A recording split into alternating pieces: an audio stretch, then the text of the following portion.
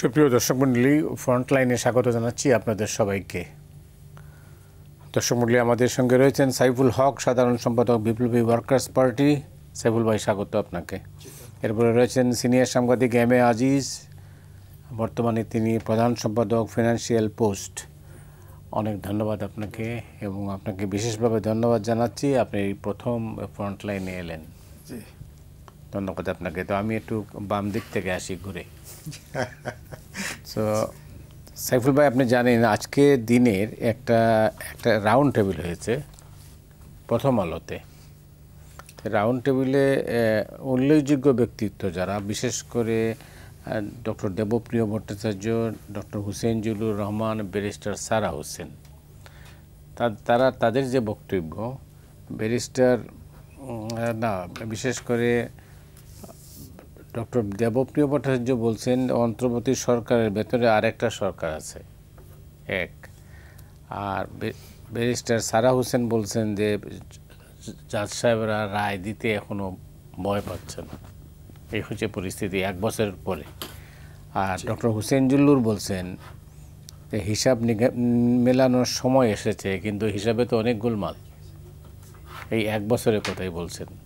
রাজনীতিবিদ হিসাবে আপনি কীভাবে দেখছেন? আপনি তো কাছের থেকে এটাকে মনিটর করছেন। জি, মতি ভাই, আপনাকে অনেক ধন্যবাদ। আপনার জন্য অনেক শুভকামনা। প্রিয় ভাজন আজিজ ভাই, আমাদের প্রায় 4.5 দশকের বন্ধুত্ব খানিকটা কালের পরীক্ষা উত্তীর্ণ নিশ্চয় বলা যাবে। দর্শক শ্রোতা, সন্ধ্যায় যারা অনুষ্ঠান দেখছেন, আপনাদেরকেও শুভেচ্ছা এবং সালাম জানাই। যেটা আপনি বলছিলেন যে আজকে প্রথম আলো আয়োজিত রাউন্ড টেবিলের যে আলোচনা, তারা দেশের সাধারণ যে চিত্র, এই চিত্রের খানিকটা বহিঃপ্রকাশ আমি বলবো তাদের আলোচনার ভিতর দিয়ে বেরিয়ে এসছে। ডক্টর দেবপ্রিয় যেটা আজকে বললেন, আমি এটা কয়েক মাস ধরে বলছি যে সরকারের মধ্যে অনেকগুলো সরকার কাজ করছেন। আমি গত 2.5 মাস আগে যখন প্রফেসর ইউনূসের সাথে আমাদের যখন সাক্ষাৎ হয়েছিল, আজকে আমাদের সাক্ষাৎ হয়েছে, সে প্রসঙ্গটা একটু বলবো। আর তখন ওনাকে আমি বলেছিলাম যে আমরা আপনার নেতৃত্বে মাত্র একটা সরকার দেখতে চাই। আমরা তো একাধিক সরকারের কোনো ম্যান্ডেট তো নিশ্চয়ই আপনাকে আমরা দেইনি, এবং আমরা দেখছি আপনাদের মধ্যে গুরুতর সমন্বয়হীনতা উপদেষ্টাদের মধ্যে। আমরা দেখছি যে আমলাদের একটা সরকার, তারা যা ইচ্ছে তারা তাই করছেন। এবং আমরা দেখছি যে ছাত্র তরুণরা যারা অতীতের কোনো গণ আন্দোলন, গণসংগ্রামে যারা অংশীদারিত্ব চাননি, এবার তারা চেয়ে 1 বছরের মাথায় তো তারা নিজেদেরকে অনেকখানি তারা অজনপ্রিয় জায়গায় তারা নিয়ে গেছেন। তাদেরও এক ধরনের সরকার, অনেকগুলো সরকার। তো এক দেশে যদি এতগুলো সরকার যদি একসাথে কাজ করে, তাহলে কি হবে? গুরুতর সমন্বয়হীনতা, এক ধরনের নৈরাজ্য। এবং আমি আজকে ওনাকে বলেছি, বাস্তবে এক ধরনের আধা নৈরাজ্যিক পরিস্থিতি এখন দেশে চলছে। তাহলে এভাবে কোনো দেশটা চলতে পারে না। আরেকটা কথা যেটা আমি বলেছি, যে আমরা আমাদের 53-54 বছর ইতিহাসে আমরা বলেছি বর্তমান সরকারকে আমরা যেভাবে সমর্থন জুগিয়েছি, একটা ফ্যাসিবাদী দুঃশাসনের পরে আমরা খানিকটা একটা সরকার পেয়েছে, এবং আমাদের সবারই সমর্থিত সরকার। এত বড় জনপ্রিয়তা, এত বড় সমর্থনে অতীতে খুব তেমন কোনো সরকার এসছে বলে আমার ধারণা নেই। অথচ এত বড় জনপ্রিয়তা সমর্থনের পরও মানুষ মনে করছে আপনার সরকার সবচেয়ে দুর্বল সরকার। আজকে আমি এটা ওনাকে এটা বলেছি। তাহলে তার অর্থটা কি?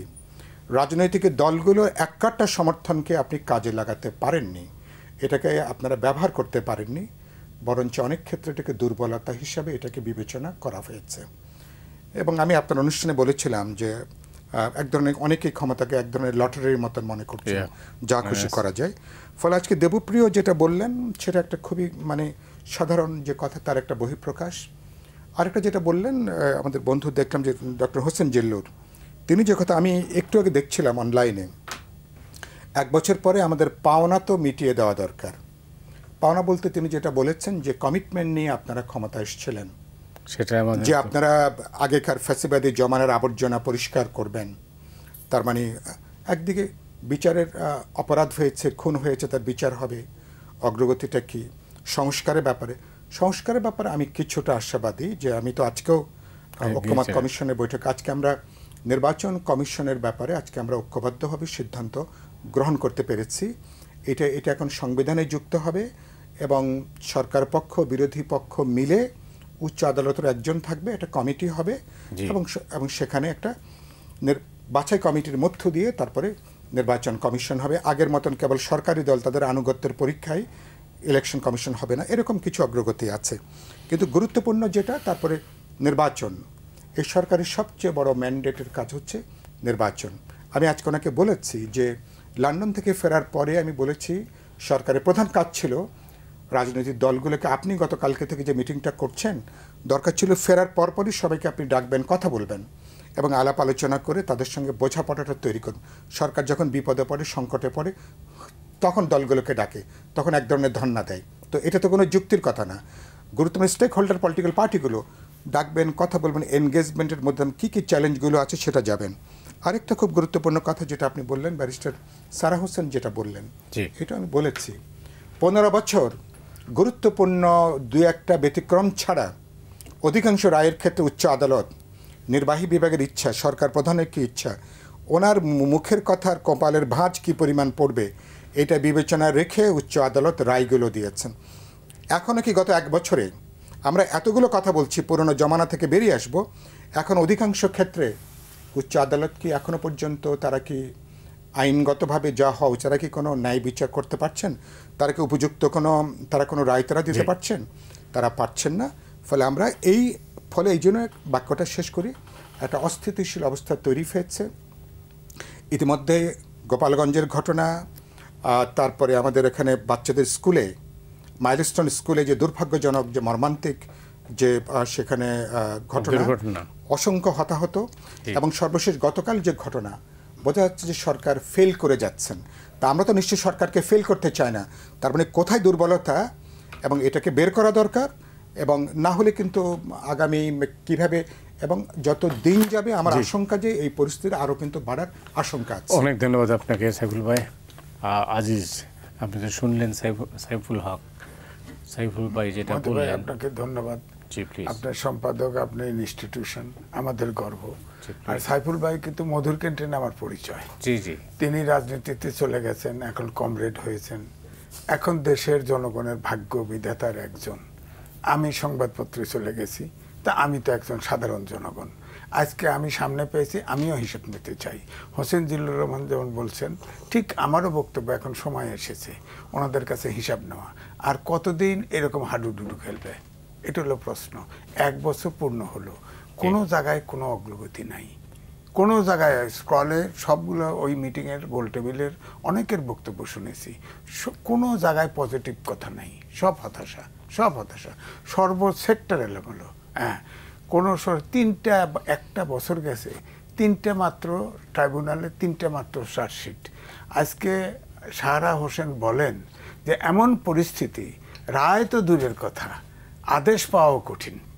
হ্যাঁ, আর হোসেন জিল্লুর কিন্তু বলেছেন যে, তিনি বলেছেন যে এখন প্রায় 1 বছর হলো, এখন শক্ত হাতে জবাব নেওয়া জরুরি, এই কথা বলছেন তিনি তার বক্তব্যে। কে কার কাছে জবাব দেবে? জনগণের কাছে জবাব চাবে, ওনাদের কাছে জবাব চাবে। ওনারা বসে বসে চা খায়, পান খায়, এখন আবার আজকে বলে খায় নাই, লজ্জায়। হ্যাঁ, এই তো একটা অগ্রগতি আমাদের, অন্তত চা খাইতে পারে নাই, লজ্জাটা হয়েছে। তো তো 1টা বছর ধরে মিটিং করতেছে। ধরেন আজকে যে বৈঠক হয়েছে, 4টে দলের বৈঠক হয়েছে, অন্যদিন কালকে 4টা দল, আজকে 13টা দলের, আজকে 13টা দল। তার দলগুলো কি উদ্দেশ্য, কি মিটিং এর উদ্দেশ্য? সরকারের প্রতি এক ধরনের আস্থাটা ওনারা দেখতে চান।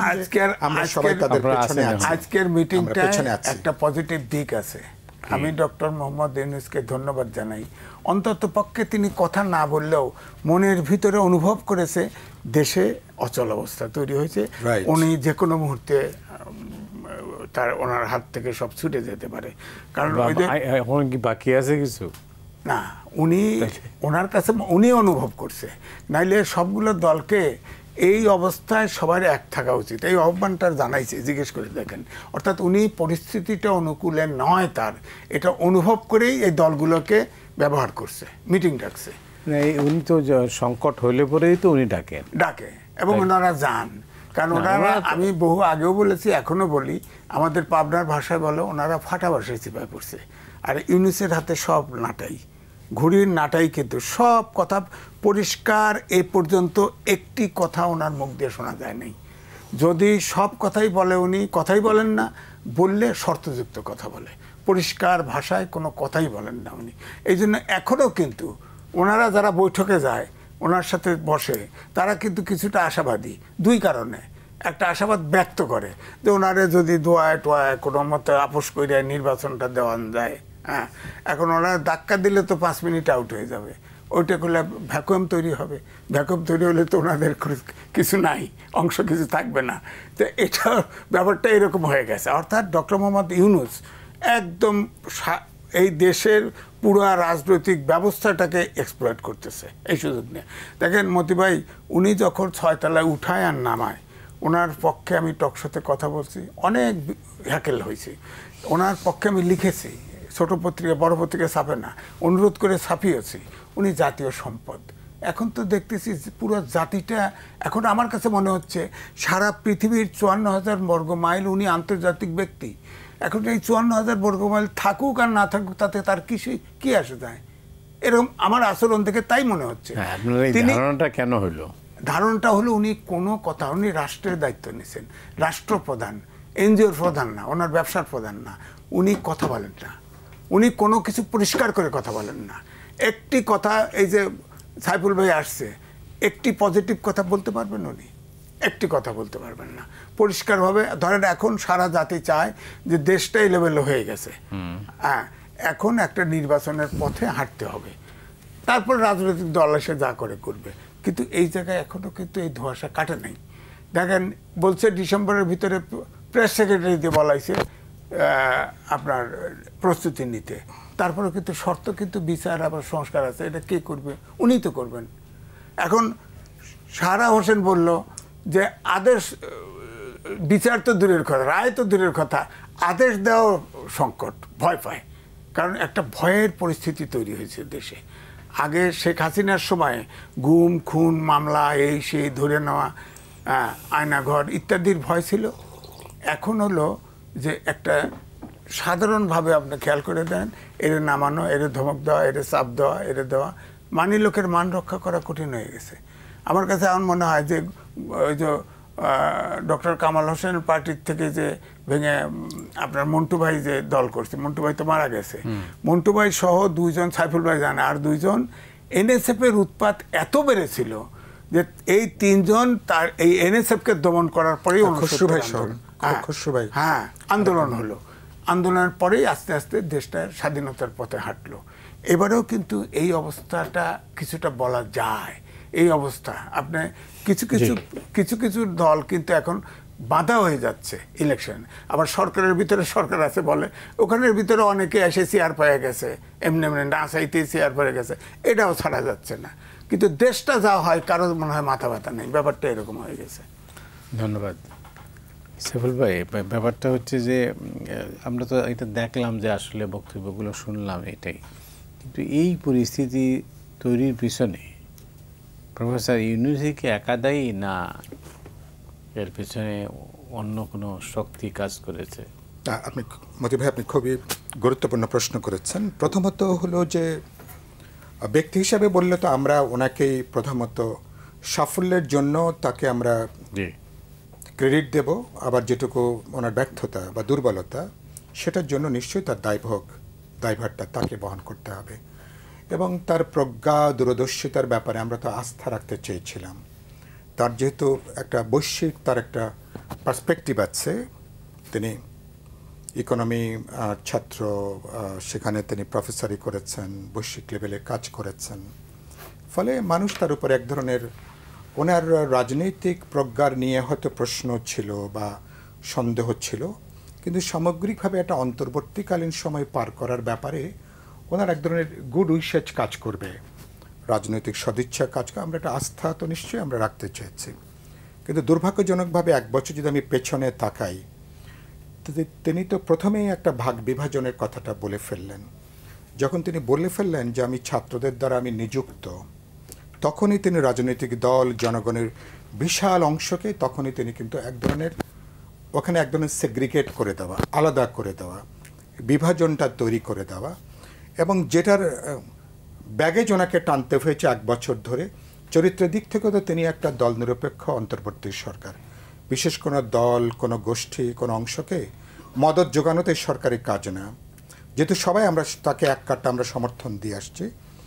এই প্রশ্নটা তিনি কিন্তু সেদিন আপনারা একটা জিনিস সাইফুল ভাই কিছু মনে করেন না, আমি আপনার মাঝখানে কথা বলতেছি, প্লিজ বলেন। সেটা হচ্ছে যে এই সরকারের মেয়াদটা কতদিনের হবে সেটা আপনারা নির্ধারণ করলেন না। সেই কথাটা আমি আপনাকে বলবো। আজকে আমি মাঝখানে আরেকটা কোন টেলিভিশনে বলেছিলাম ওইবারকার প্রথমবারের মতন, তো বললাম যে এটা একটা বিষয় ছিল, যে বিষয়টা উনি এই সরকারের নিরপেক্ষতা এখন গুরুতরভাবে প্রশ্নবিদ্ধ।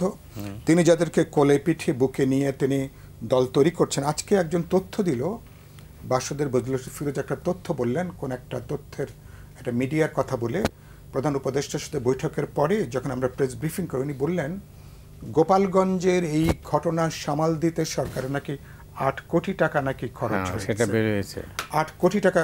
সাধারণভাবে প্রধান উপদেষ্টা কোথাও গেলে 10, 15, 20 লাখ টাকার বেশি খরচ হয় না, বা প্রেসিডেন্ট গেলেও এরকম একটা খরচ। তার মানে রাষ্ট্রীয় খরচে এরকম একটা প্রোগ্রাম করতে হচ্ছে, তার মানে তাদের কোথায়, তাদের দায়টা কোথায়, ঠেকাটা কোথায় এটার জন্য। এবং বলেছি আমি ইতিমধ্যে আমি বলেছি, গোপালগঞ্জে যে কি সেখানে মুজিববাদকে কবর দেওয়ার যে ডাক, সেটা কি গোপালগঞ্জে যে সেখানে বলতে হবে?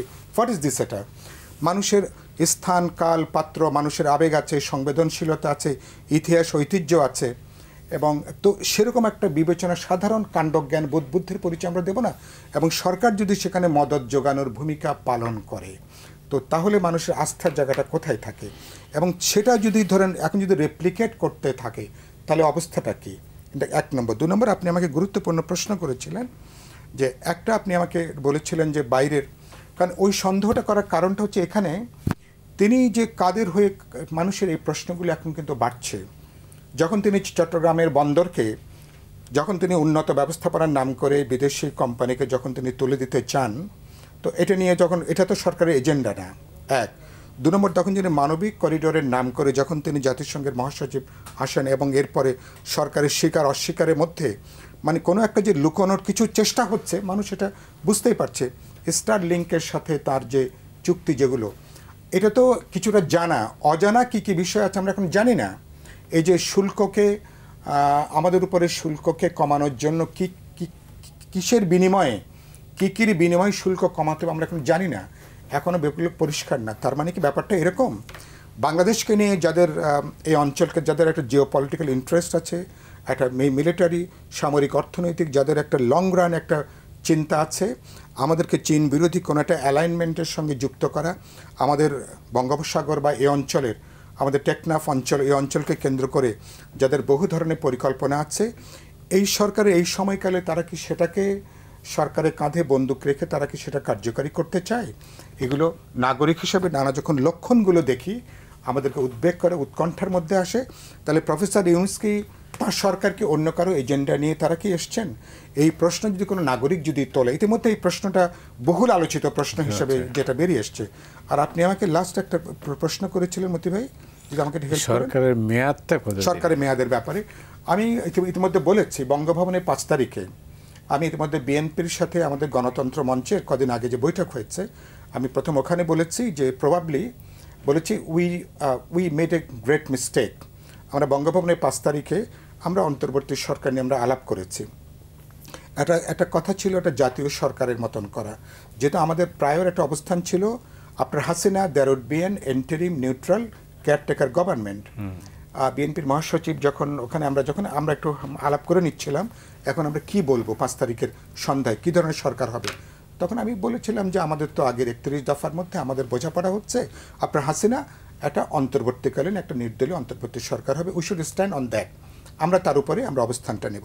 দুর্ভাগ্যজনকভাবে তখন যদি আমরা বলতাম যে সরকারটা গঠন হবে, এই সরকারের কম্পোজিশনটা কিভাবে হবে, এটাও দলগুলোর সঙ্গে আলাপ আলোচনা করে ঠিক করতে হবে, এই প্রশ্নটা দুর্ভাগ্যজনকভাবে আমরা রেজ করে নিই সিরিয়াসলি। সেকেন্ড হলো, এই সরকার কি 3 মাস থাকবে না 6 মাস থাকবে, এই প্রশ্নটাও আমরা সিরিয়াসলি আনিনি। কেন আনিনি, আমার ব্যাখ্যা হচ্ছে, এটা বলে শেষ করি। আমি সরকারের উপরে আমরা কিন্তু একটা গুড উইশেস রাখতে চেয়েছি। আমরা আস্থা রাখতে চেয়েছি, আমরা আস্থা রাখতে চেয়েছিলাম যে ঠিক আছে তিনি আসছেন, তার একটা প্রজ্ঞা দূরদর্শিতা আছে, তিনি জরুরি অবস্থা সামাল দিয়ে আলাপ আলোচনা করে সরকারের টেনিওরটা ঠিক করে নেবেন এবং যথাসম্ভব আমরা এই প্রক্রিয়ার মধ্য দিয়ে তিনি একটা জাতীয় নির্বাচনের জন্য তিনি ব্যবস্থা করবেন। কিন্তু সেটা যে এত লম্বা হয়ে যাবে এটা নিশ্চয়ই আমরা কেউ ভাবি নাই। সুতরাং এই আত্মসমালোচনা করতে আজকে আমি এই বাংলা ভিশনের ফ্রন্ট লাইনে আমার কোনো দ্বিধা নেই। তো নিশ্চয়ই মানে পলিটিক্যাল লিডারশিপরা ওদিন সন্ধ্যাবেলা বঙ্গভবনে আমরা সেই ভুলটা সেটা আমরা করেছি এবং তার মাসুল এখন দিচ্ছি। আগামী কতদিন কিভাবে সে মাসুল দিতে হবে আমি এখন জানি না সেটা। ওয়েল, আমাদের বিরতি যাওয়ার সময় হচ্ছে, তো অল্প সময়ের মধ্যে আমরা পরে আপনাকে ফিরবো। তারপরে যাওয়ার আগে আপনার মতামত জানতে চাইবো, যেটা টার্মস অফ রেফারেন্স ছাড়া কি কোনো সরকার কোনো কার্যক্রম হইতে পারে কিনা? কোনো টার্মস অফ রেফারেন্স তো তারা ঠিক করেন না, ওনার কাজ কি হবে, তাই না? ঠিক ঠিক, এটা তো উনি স্বীকারই করলো যে ওনারা কিছুই করে নাই। এখন ওখানে বসছে ডক্টর মোহাম্মদ ইউনূসের উপরে আস্থা রেখেছে। যেমন আমি বোকামি করে আস্থা রেখে তার পক্ষে টকশো করেছি আমার ছোট্ট জায়গার থেকে, লেখাও সবাইছে হাতে ধরে ধরে। এখন তো আমি ঠকে গেছি, ওনারা ভেড়া বানায় ফেলছে, রাজনৈতিক দলগুলোর নেতাদেরকে ভেড়া বানায় ফেলাইছে আঙুলের। ওনারা বললাম না সব তার কাছে আটকা পড়ে গেছে। এখন একটা দেশে ক্রাইসিস তৈরি হয়ে গেছে, ডেকে নিয়ে অনুমোদন নিল যে তোমরা আমার সাথে আসো। এই তো সব পুরো একটা চতুরতা করে চলছে। সুতরাং এই দেশে কখন যে শান্তি আসবে, কখন কি হবে, এটা আসলেই বলা মুশকিল।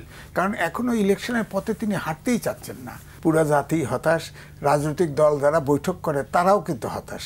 বাইরে এসে তারা পজিটিভ কথা বলতে পারেন না, কিন্তু বানায় বলে তার নিজেদের ইজ্জত রাখার জন্য। আপনি দেখেন তো দেখি কেমনে হতাশা হবে না। গার্মেন্টসে 35% ট্রাম্প শুল্ক বসায় দিল, সেটার বৈঠকে আমরা ফেল করলাম। কিন্তু ভারত বলেন, ইন্দোনেশিয়া বলেন, ভিয়েতনাম বলেন, অনেক দেশ কিন্তু তাদেরটা কেউ 10, কেউ 15, কেউ 20% সর্বোচ্চ করে নিল। হ্যাঁ, সেখানে যা গোপন একটা চুক্তি করছে এই একটা সরকার, বলেন তো দেখি। অন্তর্বর্তীকালীন সরকার, কোনো রাজনৈতিক দল জানে না গোপন চুক্তি কি করে করলো। এই গোপন চুক্তিতে কি আছে বলেন? আমরা জানি না তো। তো এখন দেখেন, আবার দেখেন আলোচনা হচ্ছে ডিসেম্বরের ভিতরে নির্বাচনের সকল প্রস্তুতি। একটা ধারণা কিন্তু জনগণকে দেওয়ার চেষ্টা করতেছে যে আমি নির্বাচন দিব, কিন্তু নিউমেরিং ডাবল কন্টেইনার নেপাল নেভিকে 6 মাস চালানোর পরে ইউএইর কোম্পানিকে কাজে নিবে, তো দিয়ে দিল। তো এখন যে করিডোর দিবে না এটা নিশ্চয়তা কি?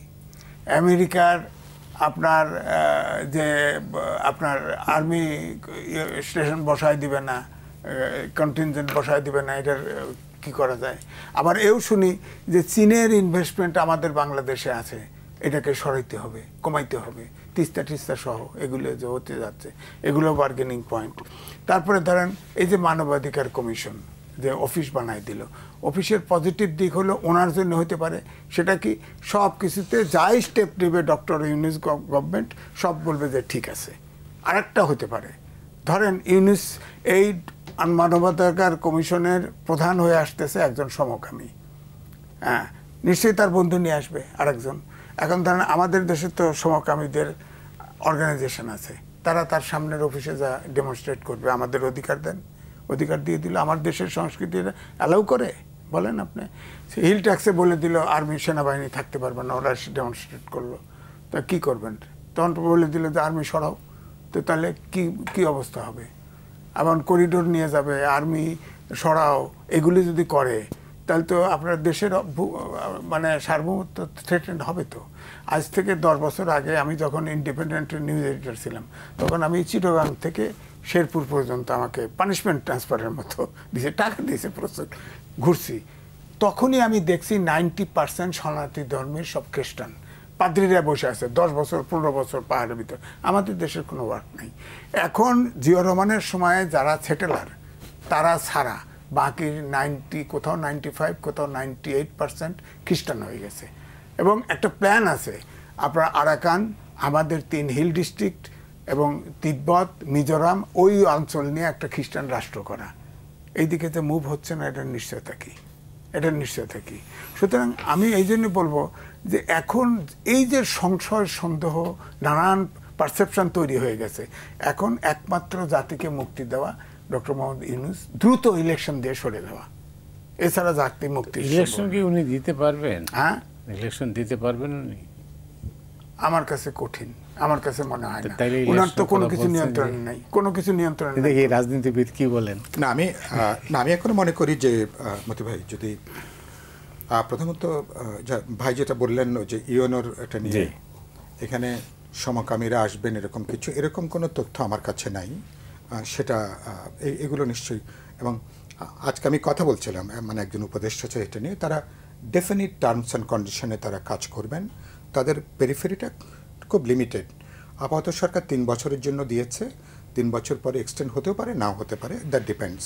এটা নিয়ে নিশ্চয়ই পরে আমরা একটা অনুষ্ঠানে আলাপটা করব। আরেকটা আপনি যেটা বললেন ওরা পারবেন কিনা, আমি মনে করি সরকারের যদি রাজনৈতিক সদিচ্ছা থাকে, এখনও যে সময় আছে, আমি এখনও মনে করি যে অনেকগুলো চ্যালেঞ্জ আছে, কিন্তু চ্যালেঞ্জগুলো মোকাবেলা করেই নির্বাচনে যাওয়া সম্ভব। প্রথমত নির্বাচনের বাইরে কোনো অপশান নেই আমাদের, শর্ট রানে অন্য কোনো অপশান নেই। আমরা অদূর ভবিষ্যতে ইমিডিয়েটলি আমরা কোনো বিপ্লবী সরকার গঠন করতে যাচ্ছি না। আপাতত বিপ্লবী সরকার গঠনের কোনো প্রকল্প বিপ্লবী ওয়ার্কার্স পার্টিরও নাই, সম্ভবত অন্য কোনো দলেরও নাই। আমাদের ছাত্র তরুণরা কিছু মানে যারা অতি উৎসাহী, তারা একটা গণজাগরণ গণ অভ্যুত্থানকে বিপ্লবের নাম দিয়ে গত 1 বছরে অনেক ঘটনা সংগঠিত হয়েছে, এবং আজকে যেটাকে মব সন্ত্রাস বলছেন, এটা প্রধানত বিপ্লবের নাম করে এটা দেশব্যাপী যে মব সন্ত্রাস হয়েছে, নিশ্চয়ই আমরা সবাই তার ভুক্তভোগী। সরকার অনেক দেরিতে সেটা বুঝছেন, মাঝে মধ্যে বুঝছেন, বলা হচ্ছে এটা নাকি প্রেশার গ্রুপ, এবং এই প্রেশার গ্রুপে ওনারা যখন আবার অবরুদ্ধ হলেন এই প্রেশার গ্রুপ দ্বারা, তখন এটা কি মব না প্রেশার গ্রুপ সেটা বোঝা মুশকিল। মানে নিজের কথা কিভাবে বুমেরাং হয়ে যায় নিজেদের উপরে, সে এক্সপিরিয়েন্স তাদের আছে। আমি এখনও যেটা মনে করি, আমি আশাবাদী কথা বলি, এখন একটু বিচারের ব্যাপারটা শুরু হয়েছে, বিচারের 1টা বছর গেছে, এখনও দৃশ্যমান কিছু হয়নি, কিছু কাজ চলছে। সরকার মনে করে কিছু দৃশ্যমান অগ্রগতি করা সম্ভব। রায়টা কিভাবে হবে সেটা নিয়ে হয়তো অনেক প্রশ্ন আছে, যেহেতু স্বচ্ছতার প্রশ্ন আছে, এটাকে অ্যাকসেপ্টেড হতে হবে ইন্টারনালি মানে অথবা ইন্টারন্যাশনালি। 2 নম্বর হলো, আমি আজকে 31শে জুলাইয়ের মধ্যে আমি দেখছি যে আমরা এই জুলাই সনদ, যেটা জাতীয় সমঝোতা সনদ, আমরা প্রায় আজকের দিনে 10টা-11টার মতন ব্যাপারে আমরা ঐক্যমতের জায়গাটা আমরা এসেছি। আরও আমি মনে করি আগামী রোববার থেকে একটা রিগোরাস আলোচনা, আরও 2-3টে বিষয়ে আমরা একমত হতে পারবো। তাহলে যেসব বিষয়ে একমত হতে পারবো 31শে জুলাইয়ের মধ্যে যদি বোঝাপড়া আসে, এটা আজকেও আলোচনা হবে, এটা একটা গুরুত্বপূর্ণ একটা অগ্রগতি। যেগুলো অনেক সময় আনবিলিভেবল ছিল, যে রাজনৈতিক দলগুলো এতগুলো প্রশ্নে, বিশেষ করে সাংবিধানিক রিফর্মের প্রশ্ন, আমি আর সেই প্রসঙ্গটা এখন আর বলছি না, কিন্তু এটা একটা ডেফিনিট অগ্রগতি। তাহলে কিন্তু এটা বড় একটা, কিন্তু যেটা বড় একটা দায়িত্ব ছিল ইন্টারিম গভর্নমেন্টের, এটাকে নিশ্চয়ই একটা সাফল্য হিসেবে আপনি বিবেচনা করবেন। তাদের অসংখ্য ফেলিওর, কিন্তু যেটুকু অগ্রগতি, এটাকে একটু কগনিজেন্সের মধ্যে রাখা। বাকি থাকে ইলেকশনের ল এনফোর্সিংকে, তাকে আপনি অর্ডারের মধ্যে আনা। এখনও যে সময়টা আছে, আমি মনে করি উনি যে বলেছেন ডিসেম্বরের মধ্যে যাবতীয় প্রস্তুতি সম্পন্ন করার জন্য, এটা শুধু উনি কেবল বলার জন্য বলেননি, আমি বিশ্বাস করি এখনও পর্যন্ত। কিন্তু সেজন্য আমি গুরুত্বপূর্ণ কাজ যেটা মনে করি আজকে হচ্ছে, আমার সময়ের জন্য বলতে পারিনি, এই সরকারকে কার্যত তত্ত্বাবধায়ক সরকারের চরিত্রের মতন করে কাজ করতে হবে। যে সমস্ত প্রশ্নে সরকার বিতর্কিত হয়েছেন, বিতর্কিত উপদেষ্টাদেরকে অব্যাহতি দেওয়া, প্রয়োজন বোধে এটার কলবেরটা ছোট করে আনা, কিছু যোগ্য, কার্যকর, কিছু ইফেক্টিভ লোককে সরকারের সঙ্গে যুক্ত করা। কারণ আর আপনি যেটা কমনলি এখন যে পরিস্থিতি, নির্বাচন করাটা এখনও পর্যন্ত কোনো কনজেনিয়াল অ্যাটমসফিয়ার আমরা এখনও দেখছি না।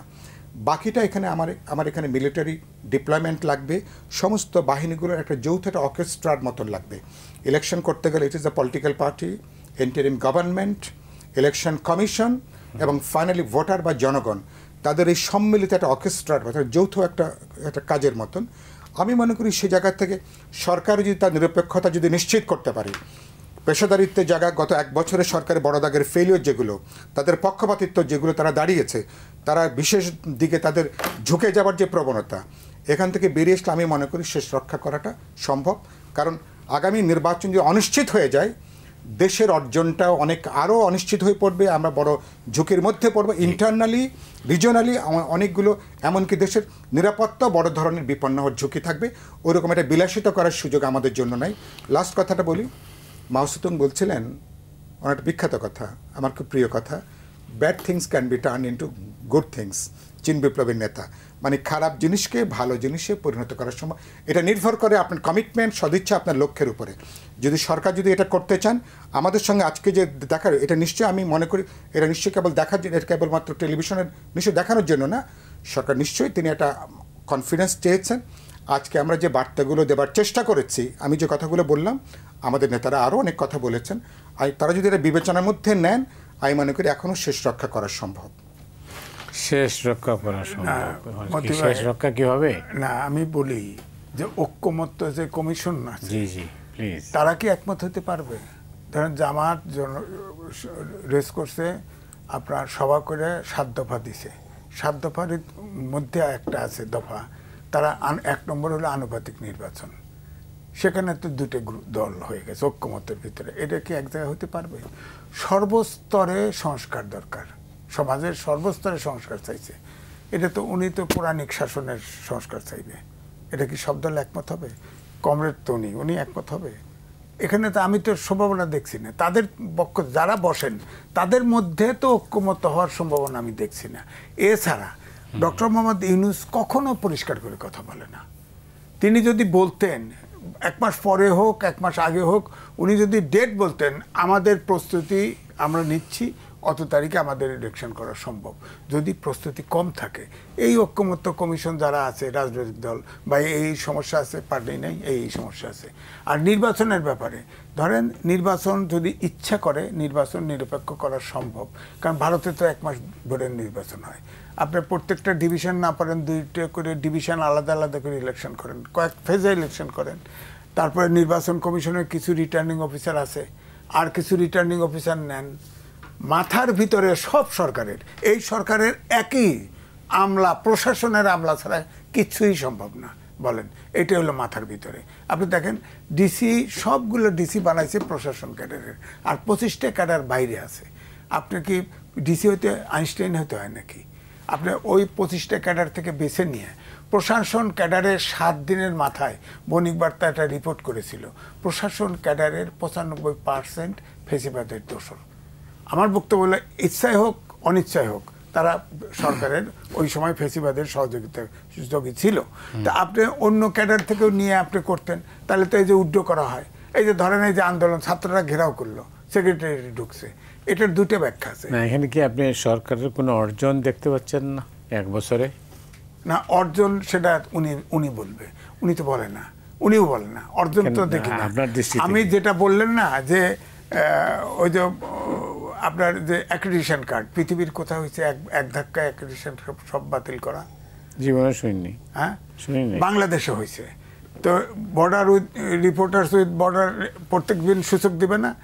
ওনারা দেখেন, প্রেস ক্লাবের সমন্বয়কারীর এসে তালিকা দিছে, বলছে এরা ফেসিবাদের দোষর, তাদের প্রেস ক্লাবের মেম্বারশিপ চলে গেছে। ওনারা, এই সরকার একবারে সব অ্যাক্রেডিটেশন কার্ড বাদ দিছে। এর ভিতরে ভুয়া থাকলে বাছাই করে বাদ দেন, তাহলে আপনার গেল গা। অনেক সাংবাদিক গ্রেপ্তার করছে, দুর্নীতি করলে তার বিচার হবে। সাংবাদিক কোনটা খুন করছে বলেন? খুনের মামলা দিয়ে আটকাই দিছে। তো এই কারণেই তো যখন সূচক রেডি হবে না, তখন আশ্চর্য হবে যে আমরা তো গণমাধ্যমে কিছু কই না, গণমাধ্যমের তো সব জায়গায় সেট বদলে গেছে। অদৃশ্য শক্তির কাজ, ওই যে যেমন সারা হোসেন বলছে না, যে ভয়ের সিচুয়েশন, এরকম একটা, কোথায় মব যায়, কোথায় আক্রমণ করে ঠিক নাই। এইভাবে কিন্তু দেশটা এইভাবে নিয়ন্ত্রণ হয়ে গেছে, ভয়ের সিচুয়েশন তৈরি হয়েছে। এটা যে নির্বাচনে প্রভাব ফেলবে না, এইটার গ্যারান্টি না। এই জন্যই বললাম, যে মন্টু ভাইয়ের উদাহরণ দিলাম না, মন্টু ভাই আর হলো ছিল, 3 জন ছিল। এই যে যারা মব সন্ত্রাসের সৃষ্টি করছে, আমি বলবো ইয়াং জেনারেশনের মনস্তত্ত্বের জগতের পরিবর্তন ঘটাই দিছে। এটার জন্য অবশ্যই ডক্টর মোহাম্মদ ইউনূস দায়ী। আপনার ক্লাস 8 থেকে মাস্টার্স পর্যন্ত এই ছেলেরা বিজ্ঞানের যুগে, আপনি এতগুলো সংস্কার কমিশন করছে, শিক্ষা কমিশন করছে। আমি লিখেছি, সমকালে বিরাট করে লিখেছি যে এই আমাদের দেশে বুয়েট সহ কোনো শিক্ষা প্রতিষ্ঠান আগামী 10 বছরের জন্য উপযোগী না। সব তাবিজ বানায় চলতে হবে, কোনো কাজে আসবে না, পুরাটা প্রযুক্তি নির্ভর হয়ে যাবে, অটোমেশন হয়ে যাবে। আপনার তার পিছনের লোক দরকার। আমাদের দেশে সেটা হচ্ছে না। শুধু সার্টিফিকেট, দূর প্রশিক্ষণে কি সার্টিফিকেট দিচ্ছে, জাতীয় বিশ্ববিদ্যালয় একটা খুলছে, গ্রামে গঞ্জে কলেজে সার্টিফিকেট, এতে কোনো কাজে আসবে না। তো এই জন্য আমি বলছি যে আপনার ধরেন এই যে সংস্কার কমিশনের যে একমত, এখানেও হওয়া কঠিন। আর আপনি যেটা আগে বলেছিলেন, ডক্টর মোহাম্মদ ইউনূসকে এই রাজনৈতিক দলের ভিতরে বিভাজন এনে দিছে। আপনি খেয়াল করে দেখেন, জাপানে গিয়ে উনি বললেন একটি দল ডিসেম্বরের, এইটা তো রাজনৈতিক কৌশল না, রাজনৈতিক কৌশল না, এতে দেশটার 12টা বাজছে। এই জন্য আগে বলছি না, এই পৃথিবীর মধ্যে 54,000 বর্গ মাইলে কি হইলো, ডক্টর মোহাম্মদ ইউনূসের কি আসে যায়? উনি তো ওইভাবে খেলতেছে। আপনি দেখি আমিও তাহলে সাইফুল ভাইয়ের সঙ্গে একটা আসি আলোচনা করে। একটা যেটা ভাই যেটা বললেন, প্রথমত আজিজ ভাইয়ের একটা কথা একটু বলি, ওই যে রাজনৈতিক দলগুলো সরোয়ার্দী উদ্যানে বা পল্টনে বা এখন নানা জায়গাতে তারা যে কথাটা বলে, এটা তাদের দলের একটা এজেন্ডা। দলের এজেন্ডাতে আপনি তো বিপ্লবী ওয়ার্কার্স পার্টির আলটিমেটলি একটা বিপ্লব করার এজেন্ডা, তো নিশ্চয়ই এটা এই মুহূর্তে নিশ্চয়ই আমরা বিপ্লবের এজেন্ডা নিয়ে এখন আমরা আলোচনাটা করছি না। আমরা একটা ডেমোক্রেটিক ট্রানজিশনের মধ্য দিয়ে বরঞ্চ সেই জায়গাটাকে গ্র্যাজুয়ালি তৈরি করা, গণ আন্দোলন, গণসংগ্রাম অথবা যেটাকে আমরা বলি ক্লাস স্ট্রাগল বা ম্যাস স্ট্রাগলের মধ্য দিয়ে জায়গা তৈরি করা। ফলে দলগুলো আপনি যেটা বললেন, ঐক্যমত কমিশনে তারা কিন্তু তাদের ওই এজেন্ডাগুলো তারা কিন্তু সবগুলো তারা কিন্তু পুশ করছেন না। এটা একটু আমি আপনাকে তথ্য হিসাবে আপনাকে বললাম। সেখানে কিন্তু অধিকাংশ কিন্তু আমি বলবো মোরলেস রিজনেবলি অনেকখানি র্যাশনালি বিহেভ করছেন। এই জায়গাটা একটু বিবেচনার মধ্যে। এখন তো বিটিভি তো লাইভ সম্প্রচার করে, যেটা দ্যাট ইজ ভেরি ইউনিক। সেটা যদি খেয়াল করেন, এমনকি প্রেস ব্রিফিংয়ে তারা যে কথা বলেন, কিন্তু ভেতরে কিন্তু বরঞ্চ তারা অনেক সংযত, অনেক হিসাব নিকাশ করে বিবেচনা করে কথাটা বলেন। সেদিক থেকে একটা ঐক্যমতের জায়গাটার সম্ভাবনা আছে। আমি একটা কথা ভাবছিলাম, বলবো না, না আনুপাতিকের লোয়ার টায়ারে আনুপাতিক নির্বাচনটা এবার এটা হচ্ছে না, এটা নিয়ে কোনো আলোচনা নাই। একটা অধিকাংশ দল একমত যে আপার চেম্বার যদি হয় উচ্চ কক্ষে হলে অধিকাংশ দল সেটাকে ওই ভোটের সংখ্যানুপাতিক হারে তারা প্রতিনিধিত্ব চান, কিন্তু সেটা নিয়ে এখন ঐক্যমত হয়নি। এটা যদি এটা না হয়, কেবলমাত্র নিম্ন কক্ষের সিট দিয়ে যদি আপার কক্ষ হয়, সে আপার কক্ষ আদৌ দরকার কিনা এটা নিয়েও একটা বড় আলোচনা আছে। একটা গুরুত্বপূর্ণ কথা যেটা ওই সারা যেটা বলছিলেন, আমি তখন কথাটা বলতে চেয়েছিলাম, সময়ের জন্য বলিনি। এই যে বিচারের পুরো ব্যাপারটা হয়তো তো এই সরকার তো একটা মামলাবাদ সরকারে পর্যবেসিত হয়ে যাচ্ছে বাস্তবে। এবং হাসিনার জমানায় আমরা ধরেন কোনো ব্যাপারে এই যে বিরোধী দলকে দমন নিপীড়নের সবচেয়ে জায়গাটা ছিল এই মিথ্যা ষড়যন্ত্রমূলক হয়রানিমূলক মামলা। একই ট্র্যাডিশন এখন এখানে আপনি দেখছি। এখন এই যে হাজার হাজার যে মামলা, যেখানে কয়েক লক্ষ ইতিমধ্যে আসামি, আমার নিজের পরিবার তো আক্রান্ত। আমি নিজে মতিভ আপনি জানেন কি না জানি না, এবং আমি প্রতি 15 দিন পর পর আমাকে জেলখানায় আমি এক ধরনের হাজিরা দেই। আমার ছোট ভাই যিনি সরকারের সিনিয়র সচিব হিসেবে 4.5 বছর আগে যিনি অবসর নিয়েছেন, আমার কারণে বরঞ্চ যিনি ডিপ্রাইভড হয়েছেন, বেসামরিক বিমান পর্যটনের সিনিয়র সচিব মহিবুল হক, এই 54 বছরে আমাদের হিস্ট্রিতে এই রাষ্ট্র যেসব খুব প্রতিভাবান মেধাবী সৎ অফিসার জন্ম দিয়েছে, he is one of them. নিশ্চয়ই আপনারা সবাই তার রেকর্ড, যশোরের ডিসি ছিলেন, ঢাকার ডিসি ছিলেন, হোম মিনিস্টার ছিলেন। তাকে খুনের মামলা দেওয়া হয়েছে, 4টা খুনের মামলা, যিনি আমার কারণে বরঞ্চ ডিপ্রাইভড হয়েছেন। বিএনপির বাইরে যদি এই লড়াইয়ের গুরুত্বপূর্ণ ফেজ যদি আপনি 2-3টার নাম বলেন, তাহলে বিপ্লবী ওয়ার্কার্স পার্টি আমি হয়তো তার মধ্যে একজন হব। তো সেই মানুষটার আমার কারণ যে ডিপ্রাইভ, তাকে দিয়েছে 4টা খুনের মামলা। একটা জামিন হচ্ছে, আরেকটা মামলা দিচ্ছে, জামিন হচ্ছে, আরেকটা মামলা দিচ্ছে। সর্বশেষ কি করেছে, দুদকের 4টা মামলা দিয়েছে, যার সাথে তার কোনো দূরবর্তী সম্পর্ক নাই, যেহেতু বেসামরিক বিমানের ছিল। একটা তার সচিব হওয়ার 9 বছর আগের, আরেকটা সে সচিব থেকে বিদায় নেওয়ার পরে। খেয়াল করেন, আরেকটা হলো এখনও মামলাটা তদন্তই শুরু হয়নি। সেই মামলায় কি কোনো ব্যক্তিকে আপনি কি আটক করে কি আপনি জেলখানায় রাখতে পারেন? তো প্রফেসর ইউনূসকে কথাটা আমি আজকে বাদিবে অনেক কথাটা বলেছি, যদি তাহলে তো প্রকৃত অপরাধী, প্রকৃত খুনের তাহলে তো কোনো বিচার হবে না। এবং প্রথম মামলার যে একটা বিএনপি করে ঢাকা ইউনিভার্সিটির সে ওখানে চিৎকার করে বলছে আমার মামলার সাথে তো স্যারের কোনো সম্পর্ক নাই। এবং প্রথম দিন তাকে যখন মহিবুলকে কোর্টে হাজির করে একটা ইমোশনাল একটা আউটবাস্ট হয়েছে যে আমাদের স্যারকে এই অবস্থায় দেখতে হবে। ওই যে সে হ্যাট দিয়ে তারপরে এর মধ্যে ইয়েটুগুলো নিয়ে আসে এগুলোর জন্য, এবং সে বলে দিয়ে দাদা আপনি কখনো এখানে আসবেন না। তো এখন তো আমার মতন এই মানুষটাকে কি একান্তই ব্যক্তিগত, যারা তখন ডিপ্রাইভড হয়েছিল হাসিনার কারণের জন্য, মনে করছে তার কারণে তাদের হয়তো তারা ডিপ্রাইভড হয়েছে, প্রমোশন পায়নি, আর্লি রিটার্ন, জাস্ট ব্যক্তিগত শোধ প্রতিশোধের জায়গা থেকে। অধিকাংশ মামলা হচ্ছে গ্রাম, জেলা, উপজেলা, কেন্দ্রীয় পর্যায়ে। আইসিটি ট্রাইব্যুনালে অনেকের মামলা যুক্ত করা হয়েছে, অসংখ্য মামলা। তার মানে এই সরকার তো এগুলো কি, তার মানে আপনি একই জিনিস, এবং কোর্টে যে কোর্ট এখন জামিন দিচ্ছে না, উচ্চ আদালত তো কোনো অগ্রিম জামিনও তো এখন সেই জায়গাটা আগে যেটা হতো যে অ্যান্টিসিপেটরি বেলে যে ব্যাপারটা ছিল, তার মানে কি রাজনৈতিক ইচ্ছার বাইরে। তার মানে আইন কি তার এখন আইনের পথে হাঁটছে? আইন তো আইনের পথে তো হাঁটছে না। আপনি আপনার এখানে আপনি যা খুশি করবার হিসাবে আপনি এগেইন আপনি আইন আদালতকে আপনি কিন্তু ব্যবহার করছেন, আপনি এগেইন সে একই ধারা। সেজন্য বলেছি এনাফ ইজ এনাফ। আমরা তো পুরনো ঐতিহ্য থেকে আমরা বেরিয়ে আসি। জেনুইন যে কোনো স্বৈরাচারের দোষর হোক, ফাঁসিবাদ হোক, তাকে আপনি অভিযুক্ত করেন, প্রপার তাকে আইন করেন, বিচার করেন। অভিযুক্ত হলে সর্বোচ্চ শাস্তিরও কিন্তু বিধান আছে। কিন্তু আপনি তো কাউকে তো এইভাবে ব্যক্তিগত প্রতিশোধের জায়গা থেকে যদি এটা করতে থাকেন, ওই বিখ্যাত কথা একজন সমাজতত্ত্ববিদ বলছেন, যুদ্ধ বিগ্রহ একদিন শেষ হয়, শোধ প্রতিশোধের রাজনীতি কখনো শেষ হয় না। আমরা কি কেবলমাত্র শোধ প্রতিশোধের পলিটিক্সটাই করব? আমি একটা বহুত্ববাদী সমাজ করতে চাই, ইনক্লুসিভ সমাজ করতে চাই। আমি অপরাধীর বিচার করব, যে হত্যার জন্য দায়ী, যে অপরাধ করেছে, 16 বছর যে অপরাধ করেছে। আমি তো নিজে 8-10 বার তো আমি আহত হয়েছি, কয়েকবার আমার হাসপাতালে যেতে হয়েছে। আমরা তো পরিবার শুদ্ধ আমরা অ্যারেস্ট হয়েছি। এবং এই যে আমার আঙ্গুলটা দেখছেন যে বাঁকা, এটাও তো এই পুলিশের এই অত্যাচারে আর কি, যে এই আঙ্গুলটা। তাহলে এখন আমি কি পরবর্তীকালে আমি কি এটা মানে আমরা কি প্রতিশোধের রাজনীতি কি আমরা করব? তাহলে এই ঐতিহ্য থেকে আমরা বেরিয়ে আসতে চাই। সেজন্য তো আমরা বলেছি রিফর্মের জায়গাটা, যে আমরা এই জন্য বলেছি নির্বাহী বিভাগ থেকে আমার বিচার বিভাগ, আমার আইন প্রণয়নী বিভাগের এটাকে তার স্বাধীন ভূমিকা এটাকে নিশ্চিত করতে হবে। এবং এইসব বিভাগের নিয়োগগুলো কিভাবে হবে, রাজনৈতিক প্রভাবের বাইরে আপনি নিয়োগগুলো করবেন। কিন্তু দুর্ভাগ্যজনকভাবে 100 ভাগ আনুগত্যের পরীক্ষায় পাশ না করলে এইসব বিভাগে আপনার কোনো নিয়োগ নেই। তাহলে সে ঐতিহ্য তো আমরা তো এটাকে বদলাতে চাই। আমি এভাবে এটাকে আমি গণ উত্তরণ হিসেবে দেখি।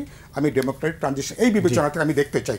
সরকার যদি সে পথে হাঁটে নিশ্চয়ই আমরা সমর্থন করব, কিন্তু উল্টাপাল্টা করলে তো তখন নিশ্চয়ই আমরা কথা বলবো। আপনারা সবাই নিশ্চয়ই এই ব্যাপারে আপনারা কথা বলবেন। অনেক ধন্যবাদ আপনাকে সাইফুল ভাই। আজিজ জি, আসলে এই 1 বছর পরে আমরা কোথায় দাঁড়িয়ে আছি?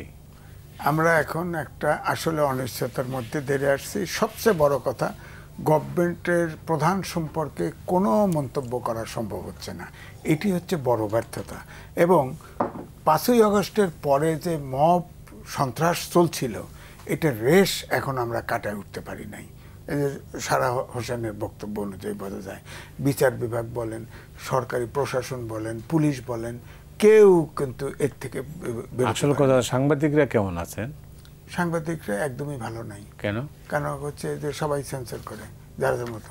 আপনার ঠেটা আপনি করতেছেন, আর কে করতেছে বলেন? আর কোন পত্রিকায় ঠিক মতো নিউজ দিতে পারতেছে? কারণ কোন নিউজ ছাপবে আর ওখানে যা হাজির হবে কেউ, গরু জবাই করবে তার পাশে। কি করবেন আপনি? এটা হচ্ছে এমন একটা পরিস্থিতি তৈরি হয়েছে। এই পরিস্থিতি তৈরি করতে হলে গভর্নমেন্টের পক্ষ থেকে ইনিশিয়েটিভ নিতে হবে, মুখ খুলতে হবে, এবং রাজনৈতিক পরিস্থিতি যেসব জায়গায় ডেডলক সেই সব জায়গায় ক্লিয়ার করতে হবে। এবং অকারণে আপনি নিউ মার্কেটে এক শ্রমিক মারা গেছে, তার খুনের আসামি বিদেশে আছে, তার খুনের আসামি দিয়েছেন, সে জেলখানায় আটকা, বেল দিচ্ছে না।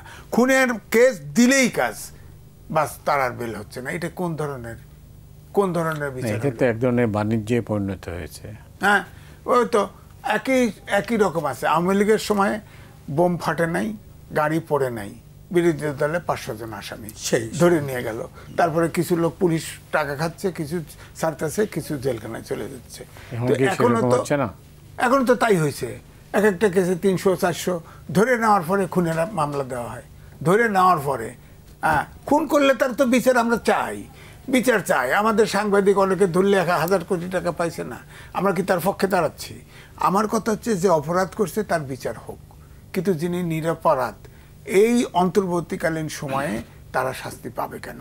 তাদের জন্য একটা স্বাধীন দেশ, অর্থাৎ তাদের জন্য একটা মানবিক দেশ হিসাবে তারা বসবাস করতে পারবে না কেন? নিরাপত্তা পাবে না কেন? এখন তো কেউ মনে করছে না। ধরেন এই যে আমার কথাবার্তা শুনতেছেন, ফুট করে দেখতে পারেন যে আমার বিরুদ্ধে একটা কেস হয়ে গেছে, আজকে একটু তখন কি করবেন? আর সাইফুল ভাই বললো না তার ভাইয়ের কথা, আমার ফ্যামিলির একজন আছে, আমার ফ্যামিলি তো আমার কারণে 15 বছর টকশোর কারণে আমার ফ্যামিলি সব ব্রেনই, কোনো তদবির লাগে নাই। সরকারি চাকরি গেছে, লাভ দিয়ে আরেকটা গেছে, বিদেশি অর্গানাইজেশন বিদেশে চলে গেছে। একজন আমাদের সরকারি চাকরি আমলা আছে, সে থাকতে চায়, আমার পরামর্শ চাইছে কি করি ভাই, কারণ তুমি বেশি বেশি বঙ্গবন্ধু কও, বেশি বেশি ইয়ে করো, মুজিববাদ কও, তাইলে এখন এমন কোয়া কইছে, এখন আর প্রমোশন হয় না। এখন এই সরকারে চাকরি আছে কিন্তু প্রমোশন হয় না, বুঝছেন? এই যদি হয়। কালকে মতি ভাই আমার দেশ কালকে তো একটা বিশাল হেডলাইন করেছে, আপনি দেখেছেন এই সরকারের এই টেনিওরে যে দুর্নীতির যে কাহিনী আমার দেশ। আমি পুরো বিষয় আমি শুধু হেডলাইনে দেখলাম আর ওই যে সাব হেডগুলো দেখলাম। আজকে ওখানে আলোচনা হয়েছে এই সরকারের সাথে দুর্নীতির প্রশ্নটা তো অনেক বড় আকারে কিন্তু আসছে, এবং আপনার মিডিয়াকে আমরা ফোর্থ স্টেট বলি। সত্যি যেটা আজকে আপনি প্রশ্ন করছিলেন, মিডিয়া কি এখন কি সত্য, কি মিডিয়া কি এখন লিখতে পারছে? কোনো টেলিভিশন আপনারা তথ্য যেটা জানেন আপনারা কি আমার মিডিয়াকে সেটা বলতে পারছে? সেটা অজানা আশঙ্কা, অজানা ঝুঁকি, অজানা কেন ইতিমধ্যেই অনেক জায়গাতে আমরা দেখেছি কিভাবে এক ধরনের মব ভায়োলেন্সের মতন করে কিভাবে সেখানে ত্রুটি চেপে ধরা হয়েছে। এবং মিডিয়াগুলোকে পরোক্ষভাবে, হ্যাঁ মিডিয়া আগের তুলনায় নিশ্চয়ই অনেকখানি ভাইব্রেন্ট, অনেকখানি কথা বলতে পারছে, আমি নিশ্চয়ই এটা আমি স্বীকার করব। কিন্তু একই সাথে মিডিয়া অনেক কিছুকে মিডিয়াকে আগের মতো সেলফ সেন্সরশিপে মিডিয়াকে চলতে হচ্ছে। দুর্ভাগ্যজনকভাবে গণেশ যদি উল্টে যায় কালকে, তাহলে কত হাজার কাহিনী বেরোবে গত 1 বছরের জন্য, তো তার দায়িত্বটা কে নেবে? আমরা রাজনৈতিক দলও কিন্তু সেই দায়িত্ব থেকে বেরিয়ে আসতে পারবো না, কারণ এই সরকারকে আমরা সমর্থন জুগিয়েছি। সেজন্য সরকারকে আমরা অ্যালার্ট করছি যে আপনারা এখনোই সময়টা আছে, লাগামটা টানেন, লাগামটার বিচার সংস্কার করে কিভাবে ইলেকশন দিয়ে আত্মসম্মান নিয়ে বেরিয়ে যাবেন, চলেন সবাই মিলে সে কাজটা আমরা করি। না এটাও ধন্যবাদ, আজ সময় নেই হাতে, শেষ করতে হচ্ছে। আপনাকে শেষ কথাটা বলে দিই আপনাকে, সত্যবাবু আসলে মারা গেছেন। অনেক ধন্যবাদ আপনাকে। সত্যবাবু মারা গেছে। তো দর্শক মণ্ডলী, আজ যারা অনুষ্ঠান দেখলেন আপনাদের সবাইকে ধন্যবাদ জানিয়ে আজকের মতো এখানে বিদায় চাইছি।